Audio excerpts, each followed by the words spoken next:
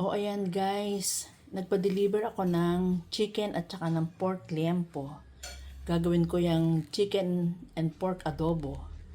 Ito naman guys, ang chicken quarter leg. Gagawin ko naman siyang chicken barbecue. Lalagyan ko lang siya ng barbecue sauce. And then that's it.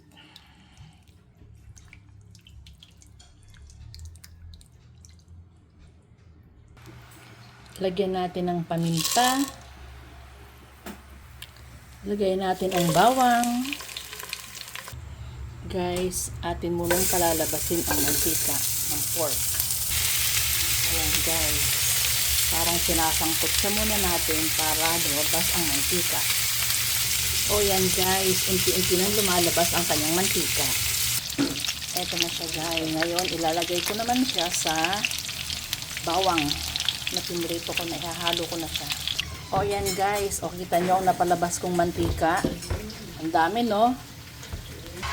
Lagyan natin ng siling berde para mawala ang lansa.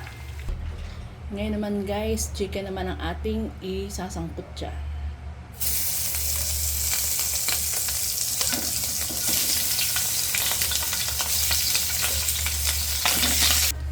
Guys, eto na ang ating chicken barbecue. Ayan. Tutuyuin na lang natin ang sabaw niyan at okay na yan. O yan guys, gisadong-gisado na. Ilalagay ko na ang chicken dito. Pero guys, kailangan ko ng 2 kamay. Wait lang. Guys, lagyan natin ng suka. 1 cup.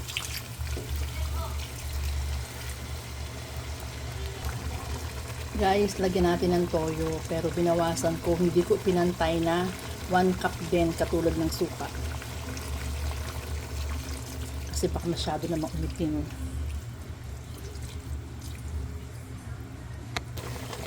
Haluin natin guys. Tingnan natin kung okay na ba siya. O yan guys, natikman ko na yan at tama na ang lasa. Kaya lang medyo matigas pa yung pork, so konti pa. Eto naman ang chicken barbecue. Madami pa siyang sabaw, so medyo palalaputin muna natin yan. And then okay na. Wait lang tayo guys. O yan guys, luto na ang ating adobo. Ayan. Pagkakainin na ito, maglalaga lang ng itlog, then ihasama dito. O yan guys, natapos na ang ating adobo. Ang hihintayin na lang natin ay matuyo itong chicken barbecue. O yan guys, malapot na ang kanyang sauce. O ayan, pag itinago natin yan, kailangan may kasamang konting sauce para hindi madry ang chicken. Yun lang guys. Thank you for watching. Bye. See you next time.